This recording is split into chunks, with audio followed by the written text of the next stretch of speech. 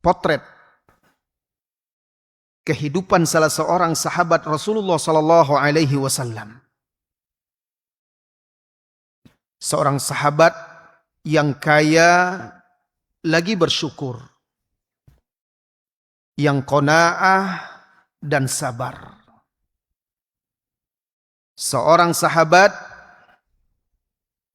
yang apabila di medan perang, di medan jihad, beliau adalah seorang pahlawan. Dan apabila beliau di medan perniagaan, perdagangan, beliau adalah pedagang yang amanah, jujur dan benar. Beliau juga adalah seorang alim, mujtahid, rujukan bagi sahabat-sahabat lain di masanya. Beliau adalah sahabat Abdurrahman bin Auf radhiyallahu anhu, yang sering kita dengar sebagai seorang sahabat yang kaya, lagi dermawan. Tapi barangkali belum banyak di antara kita yang tahu sisi-sisi lain dari kehidupannya yang bisa kita contoh, kita teladani, kita jadikan pelajaran untuk kehidupan. Sahabat Abdurrahman bin Auf radhiyallahu anhu ini, di antara keutamaan beliau, beliau adalah salah satu dari 10 orang sahabat yang disebut langsung oleh Rasulullah sallallahu alaihi wasallam namanya sebagai seorang penghuni surga. Jadi beliau salah satu dari 10 orang yang disebut mubasysyirina bil jannah, yang disebut namanya dan dikabarkan langsung sebagai penghuni surga. Beliau ini, Abdurrahman bin Auf radhiyallahu anhu, juga salah satu dari 8 orang yang pertama masuk Islam. Salah satu dari 8 orang yang pertama masuk Islam. Salah satu dari 5 orang yang masuk Islam melalui Abu Bakar As-Siddiq radhiyallahu anhu. Dan beliau juga salah satu dari 6 orang yang dipercaya oleh Umar ibnul Khattab radhiyallahu anhu menjadi ashabus syura. Ashabus syura itu jamaah orang-orang yang dipercaya untuk bermusyawarah, bermufakat, memutuskan siapa yang menjadi pemimpin selanjutnya setelah Umar. Jadi ketika Umar ditikam oleh orang Majusi dan beliau terluka parah, lalu sebelum wafat beliau panggil 6 orang sahabat muhajirin dan beliau amanahkanlah, beliau tunjuk 6 orang ini untuk bermusyawarah siapa di antara mereka yang menjadi khalifah. Lalu Abdurrahman bin Auf mengundurkan diri dari 6 orang ini. Dia mengundurkan diri dari 6 majelis syura ini, lalu dia menunjuk dan memilih Utsman bin Affan sebagai khalifah. Lalu sahabat yang lainnya ikut menunjuk Utsman bin Affan radhiyallahu anhu sebagai khalifah. Sahabat Abdurrahman bin Auf ini, wahai kaum muslimin dan muslimat, termasuk seorang yang mati syahid berdasarkan kesaksian Rasulullah sallallahu alaihi wasallam. Di dalam sebuah hadis yang diriwayatkan oleh Ibnu Majah dan At-Tirmidzi dari sahabat Sa'id bin Zaid radhiyallahu anhu qal, Sa'id bin Zaid berkata, Ashhadu ala Rasulillah sallallahu alaihi wasallam anni sami'tuhu yaqul. Aku bersaksi atas Rasulullah sallallahu alaihi wasallam bahwa beliau pernah bersabda, Uthbut Hira. Tenanglah wahai engkau gunung Hira. Fama alaika illa nabi au siddiq au syahid. Tenang dan diamlah engkau wahai gunung Hira. Karena yang sedang berada di atasmu sekarang adalah seorang nabi, siddiq, dan seorang yang mati syahid. Wa'addahum Rasulullah sallallahu alaihi wasallam, lalu Rasulullah sallallahu alaihi wasallam menyebut namanya satu persatu sahabat yang ikut bersama dia ke atas gunung Hira tersebut. Kata beliau, wa Abu Bakar, wa Umar, wa Uthman, wa Ali, wa Talha, wa Zubair, wa Sa'ad, wa Ibnu Auf, wa Sa'id Ibnu Zaid. Disebutkan satu persatu dan termasuklah di situ salah seorang nama yang dikatakan oleh Nabi sebagai seorang syahid, Ibnu Auf. Dia adalah sahabat Abdurrahman bin Auf. Jadi ini kesaksian dari Nabi SAW bahwa sahabat Abdurrahman bin Auf radhiyallahu anhu termasuk seorang syahid. Abdurrahman bin Auf ini, wahai saudara-saudari kaum muslimin dan muslimat, seorang pebisnis, pedagang yang sukses. Allah bukakan bagi dia pintu niaga, pintu perdagangan. Allah jadikan rizki dia pada perniagaan. Al-Imam Az-Zahabi rahimahullahu ta'ala ketika menuliskan biografi sahabat Abdurrahman bin Auf ini, Imam Az-Zahabi berkata, kana tajiran sa'idan futiha alaihi fit tijarati wa tamawul. Dia ini, Abdurrahman bin Auf, adalah seorang pedagang yang bahagia, sukses. Dibukakan atasnya pintu-pintu perniagaan. Wa tamawul, bisnis. Jadi beliau yang semulanya datang hijrah dari Mekah ke Madinah hanya membawa pakaian saja yang ada di badannya, hartanya tinggal semua di Mekah. Dan beliau memang sejak dahulu terkenal di masa jahiliyah juga sebagai seorang pedagang yang sukses juga. Tapi ketika dia datang ke Madinah, dia datang dengan tanpa membawa apa-apa kecuali agamanya. Lalu ketika itu Rasulullah SAW mempersaudarakannya dengan Sa'ad ibn Rabi', seorang tokoh Ansor. Sa'ad ibn Rabi' ini juga orang yang berpunya, kaya. Maka dia tawarkanlah separuh hartanya, dia berikan untuk sahabat Abdurrahman bin Auf. Gratis. Tapi Abdurrahman bin Auf tidak mau menerima begitu saja. Dia tidak mau menjadi tangan yang di bawah. Ditawarkan uang, padahal bisa jadi modal itu. Tapi dia ingin mandiri. Malah dia minta tunjukkan di mana pasar. Tunjukkan saya pasar. Dia mulai dari nol dahulu. Dia rintis bisnis dia. Bahkan dia mulai dari apa? Mengumpulkan kayu bakar. Lalu dia jual. Kemudian dia putar lagi keuntungannya. Dari Anas bin Malik radhiyallahu anhu. Anas menceritakan. Qadima alaina Abdurrahman bin Auf wa akha Rasulullah sallallahu alaihi wasallam bainahu wa baina Sa'ad bin Rabi' wa kana kathirul mal. Datanglah kepada kami Anas di Madinah, orang Madinah. Datanglah ke Madinah Abdurrahman bin Auf. Lalu Rasulullah sallallahu alaihi wasallam mempersaudarakannya dengan Sa'ad bin Rabi'.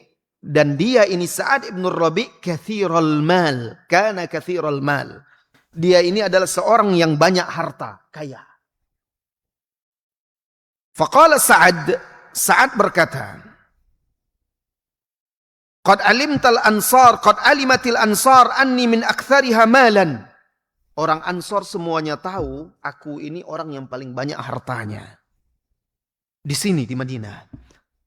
Sa'aqsimu mali baini wa bainaka syatrain. Aku akan bagi hartaku dua bagian. Separuh untukku, separuh untukmu, wahai Abdurrahman bin Auf, karena kita bersaudara. Wali imra'atan, bahkan tidak cukup harta saja. Dia punya dua istri, aku punya dua istri. Fandur a'jabahuma ilaika fa'utalliquha hatta idza hallat tazawwajtaha. Aku punya dua istri juga. Lihat, pilih yang paling engkau suka, aku akan ceraikan dia. Kalau nanti sudah habis masa iddahnya, kamu boleh menikahinya. Ada orang seperti itu. Persaudaraannya. Itu memang akhlak salafus saleh yang mungkin tidak akan kita dapatkan lagi di zaman sekarang. Makanya harta mereka berkah. Separuh dibagikan aja. Kemudian Abdurrahman bin Auf berkata, Barakallahu laka fi ahlika wa malika. Abdurrahman bin Auf sangat berterima kasih. Bahkan dia doakan saudaranya ini. Semoga Allah memberkahi keluargamu, istrimu, dan hartamu. Kemudian apa kata dia? Tunjukkan aku, dullani ala suq. Tunjukkan aku pasar. Maka ditunjukkan kepada dia pasar, dia tidak terima pemberian itu. Lalu pergi dia ke pasar itu. Apa kata Anas? Falam yarji yauma idzin hatta ya'khudha ma'ahu syai'an min samnin wa aqit. Dan dia tidak pulang hari itu dari pasar. Sehingga dia sudah bisa membawa pulang minyak samin dan aqit. Aqit itu daging. Daging yang dikeringkan. Alik kekayaan Abdurrahman bin Auf itu. Aku melihat dia. Setelah dia meninggal. Dibagikan warisan untuk istri-istri dia. Setiap istrinya itu mendapat mi'atu alfi dinar. 100.000 dinar. 100.000 dinar itu kalau ditakar emas kita, dulu kan dinar itu emas murni. Itu setara dengan 425 atau 420 lebih kilogram emas murni. Kalau diperkirakan dengan emas sekarang, kalau kita konversikan, udah 1 triliun lebih. Itu untuk tiap istri. Kekayaan di masa itu dia. Dari hasil perniagaan dia. Subhanallah. Tapi hebatnya, Abdurrahman bin Auf ini keberkahan hartanya itu bukan semata karena dia berdagang saja. Pertama, dia adalah pedagang yang jujur. Amanah. Kemudian dia dermawan. Dia dermawan untuk berinfak dengan hartanya di jalan Allah. Dan lain-lainnya. Nanti kita akan lihat kedermawanan dia. Hadis tentang dia membagi hartanya, harta warisan dia yang dibagi-bagi ke istrinya itu. Istri-istrinya, setiap istrinya mendapat 1 triliun lebih itu diriwayatkan oleh Imam Ahmad.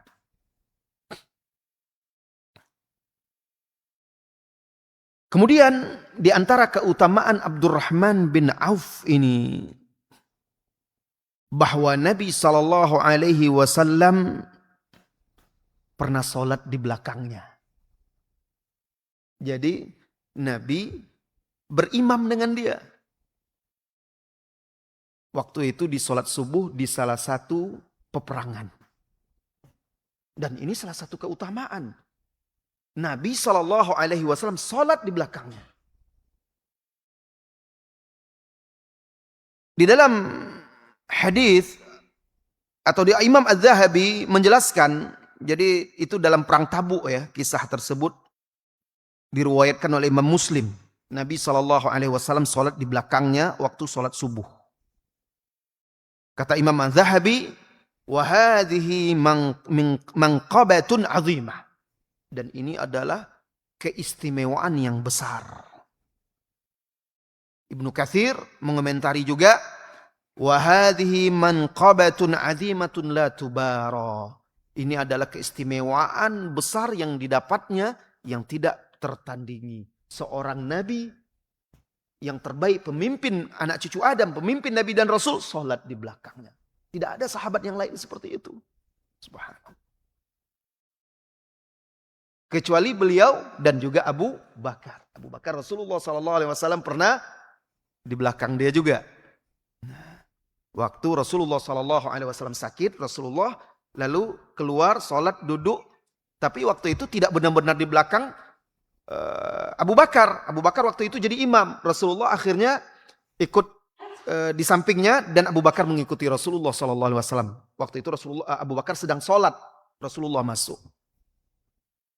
Adapun Abdurrahman bin Auf ini benar-benar Rasulullah SAW sholat di belakangnya.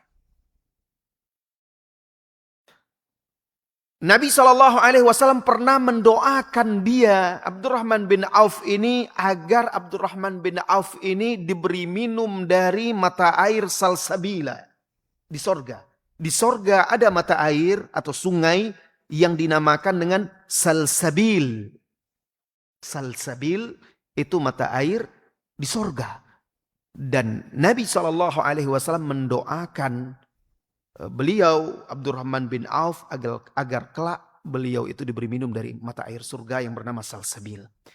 Ini sebagaimana hadis yang diriwayatkan oleh Imam Ahmad dan Ibnu Hibban dari Ummu Salamah. Ummu Salamah istri Nabi SAW. Ummu Salamah berkata, "Sami'tu an-nabiyya sallallahu alaihi wasallam yaqul li azwajihi." Aku pernah mendengar Nabi SAW pernah berkata kepada istri-istrinya.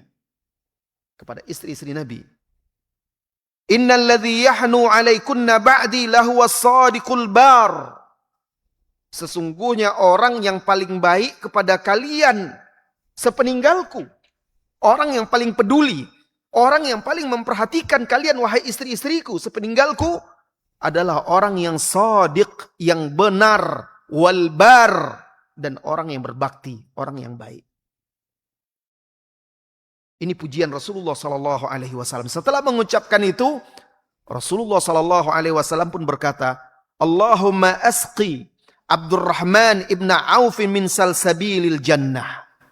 Ya Allah, berilah minum Abdurrahman bin Auf dari mata air salsabil, sorga.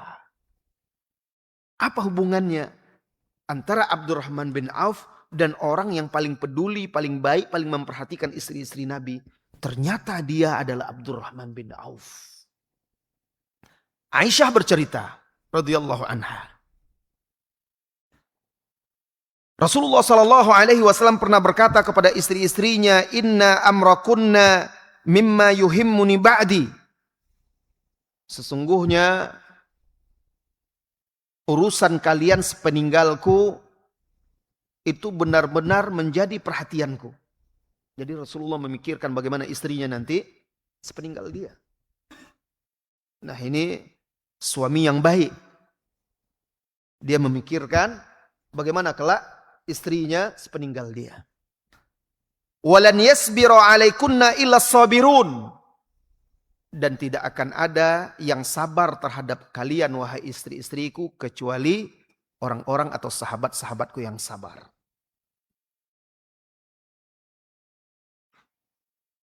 Thumma taqul Aisyah li Abi Salamah ibni Abdurrahman bin Auf radhiyallahu anhuma. Kemudian Aisyah berkata kepada Abu Salamah bin Abdurrahman bin Auf, anaknya Abdurrahman bin Auf. Fasaqallahu abaka min salsabilil jannah. Semoga Allah memberi minum ayahmu wahai Abu Salamah. Maksudnya Abdurrahman bin Auf ayahnya. Semoga Allah memberi minum ayahmu dari mata air salsabil di sorga. Kenapa? Karena ternyata Abdurrahman bin Auf ini sepeninggal Rasulullah Sallallahu Alaihi Wasallam rutin berinfak untuk istri-istri Rasulullah Sallallahu Alaihi Wasallam 40.000 dinar. Terus rutin setiap istri-istri Nabi dikasihnya. Ini diriwayatkan oleh Imam At-Tirmidzi. Bahkan Abdurrahman bin Auf pernah mewasiatkan kebunnya sepeninggal dia agar kebunnya itu dijadikan untuk ummahatul mukminin. Istri-istri Rasulullah Sallallahu Alaihi Wasallam, ibu-ibu orang yang beriman. Kemudian sepeninggal dia dijuallah kebun tersebut agar bisa dibagi-bagi. Ternyata dapatlah nilainya 400.000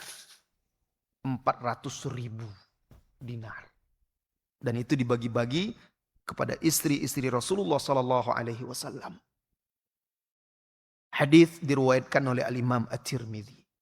Maka Rasulullah Sallallahu Alaihi Wasallam mendoakan dia agar apa? Agar dia diberi minum dari mata air sorga, karena dia adalah orang yang paling peduli, paling memperhatikan istri Nabi Sallallahu Alaihi Wasallam sepeninggal Rasulullah Sallallahu Alaihi Wasallam. Nah, ini juga menunjukkan bahwa Abdurrahman bin Auf ini semakin kaya, semakin banyak hartanya, semakin dia dermawan, semakin dia tawadhu, semakin banyak dia berinfak. Ini pesan kepada para pebisnis muslimin, para pedagang-pedagang kaum muslimin hari ini, agar meneladani Abdurrahman bin Auf. Dalam apa? Dalam berinfak di jalan Allah. Berinfak untuk agama. Berinfak untuk kaum muslimin yang membutuhkan. Ingat bahwasanya orang yang paling tinggi kedudukannya, kata Rasulullah Sallallahu Alaihi Wasallam kelak di hari kiamat, rajulun atahullahu malan wa ilman.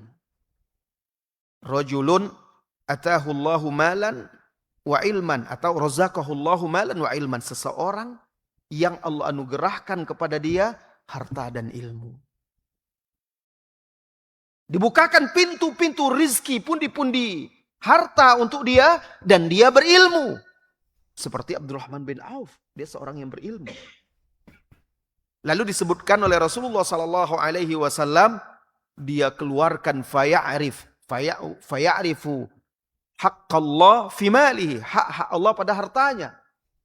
Wa yasila bihi rahimah, dan hartanya, dengan hartanya itu dia sambung rahimnya.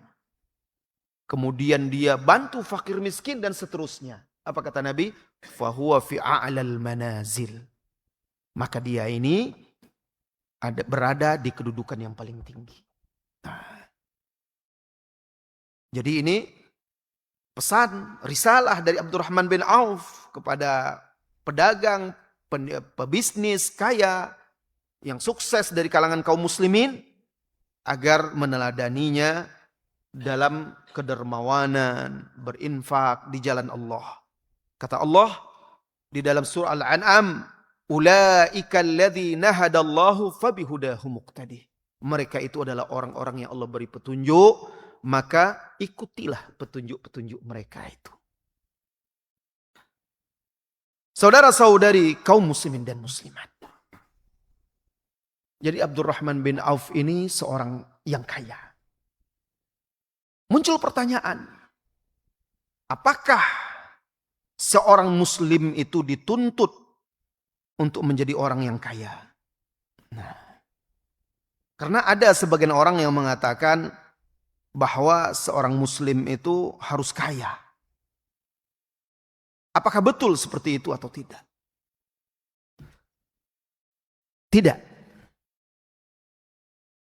Allah dan Rasulnya tidak meminta, tidak menyuruh seorang muslim itu harus kaya. Karena kaya miskin itu Allah yang menetapkan. Tidak bisa dipaksakan. Apabila